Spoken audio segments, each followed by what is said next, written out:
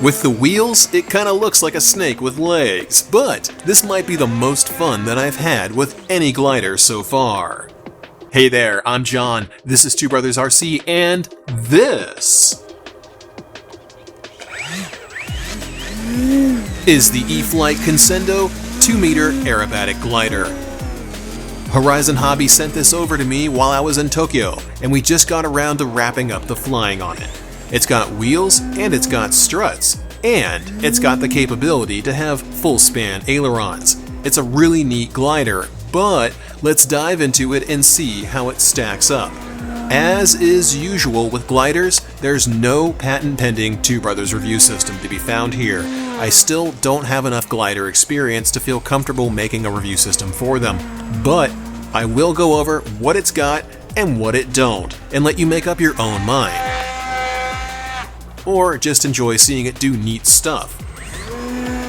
Let's start by giving you my actual opinion of the Conscendo, and work our way forward from there.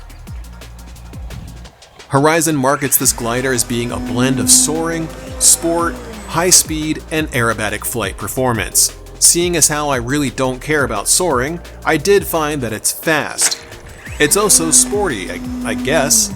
I still have no idea what sport is supposed to mean in aviation terms. And it's very aerobatic, as you can clearly see. This bird does some of the best pop tops that I've performed so far.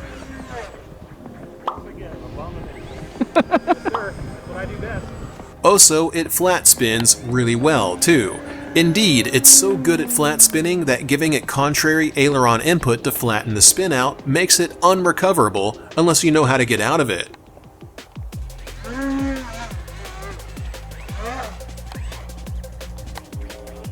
Surprisingly, it took that impact with no damage at all and went right back up again immediately.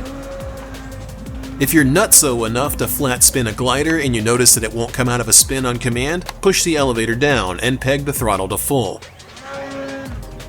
It'll stop spinning and fly right out of it. I tested it several times to make sure that you guys would know what to do if it ever happened to you.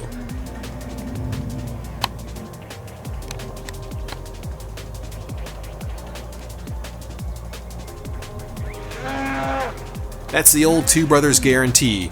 We do test pilot stuff so you don't have to. Most of you guys understand why we fly the way that we do, because it's fun, and, more importantly, because it gives you crucial information on the limitations of the airframes. If I can make them do crazy stuff and they don't burn up or explode, then you can do anything you want with them.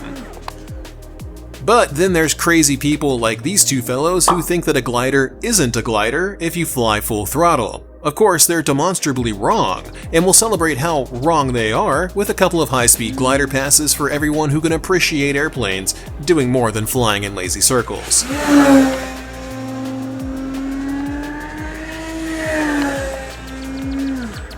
The more I fly gliders, the more I appreciate and enjoy how much I can rip around with them. This one is a great balance of weight and stiffness. It uses a very similar density of foam as the E-flite V1200 Speedster, so it's very responsive in the air and doesn't flex much, if at all. Except in the wings when you do high G maneuvers, of course.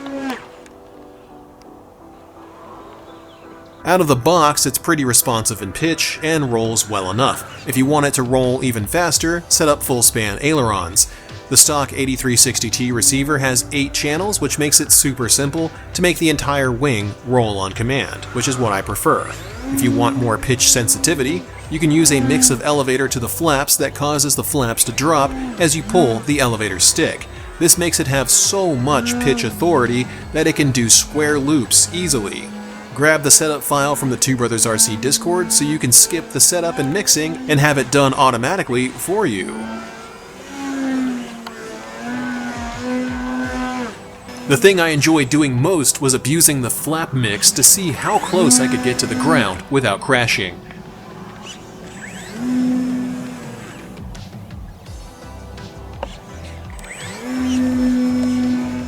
Conscendo is really something awesome, for sure. It's also fun to watch the wings flex in slow motion from the high G pulls I'm forcing it through, too.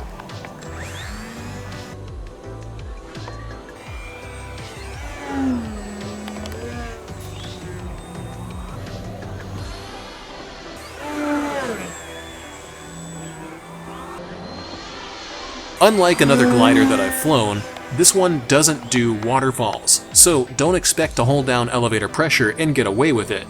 I almost crashed trying it here.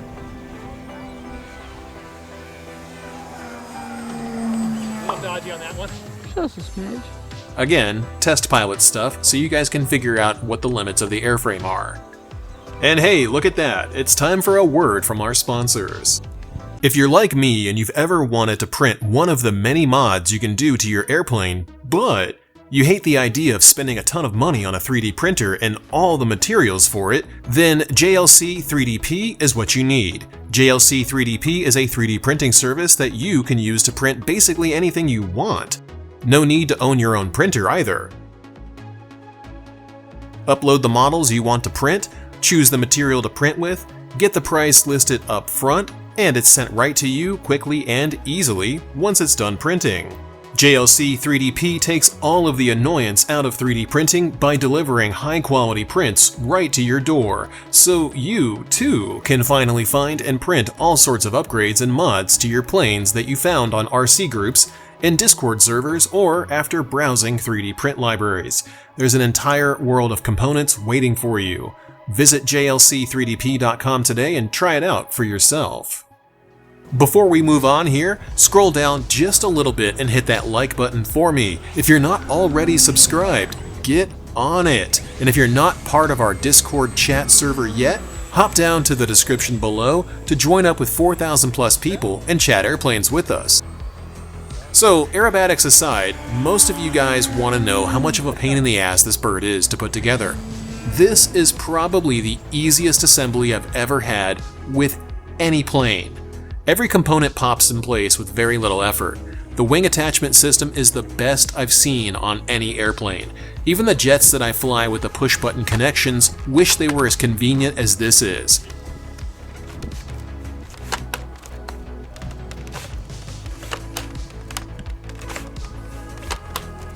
This isn't best in class. This is more like best in model aviation as far as I'm concerned.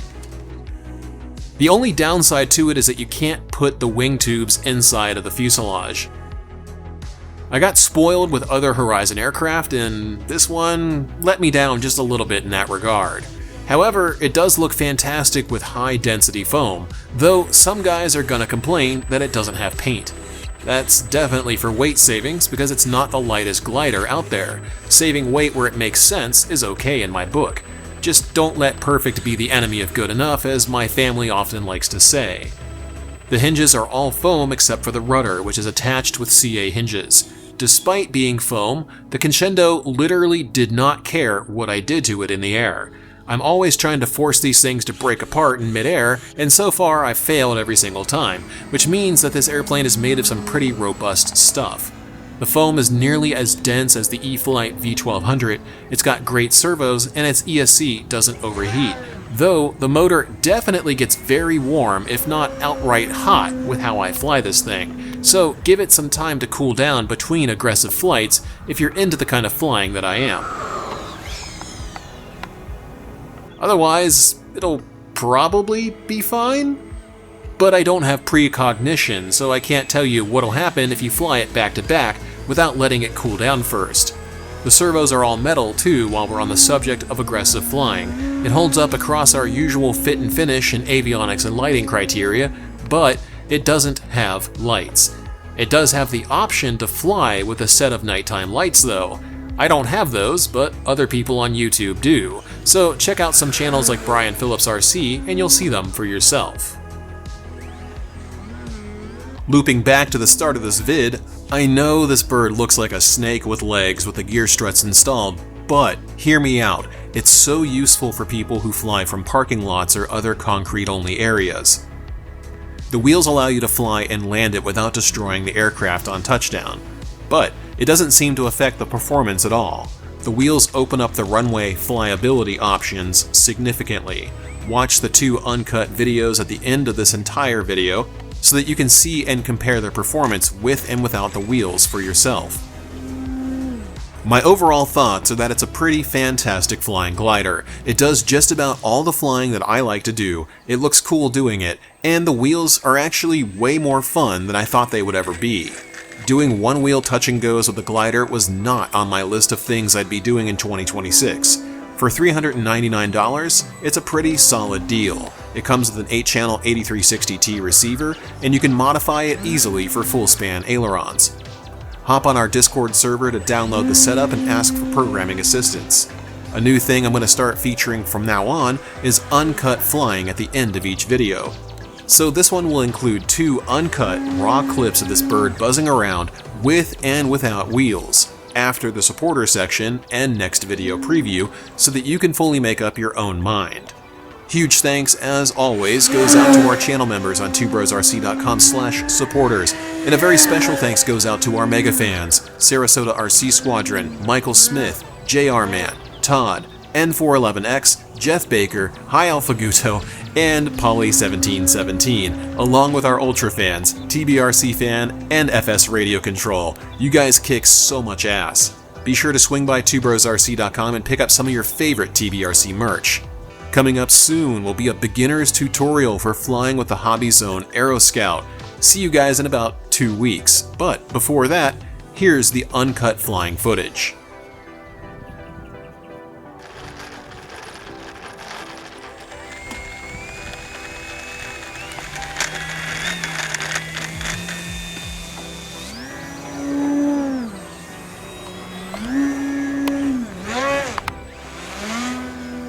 Good.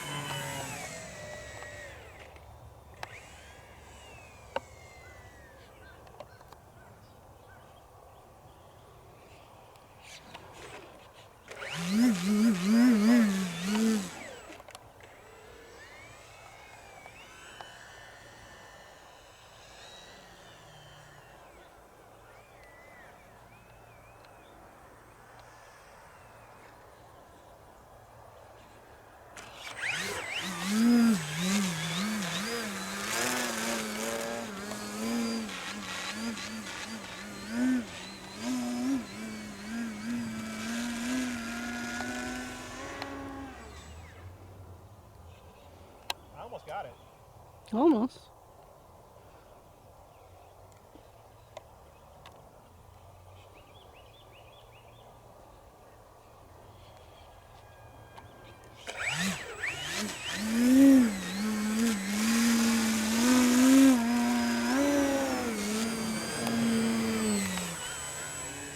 I got it the torque hole. That was fucking cool.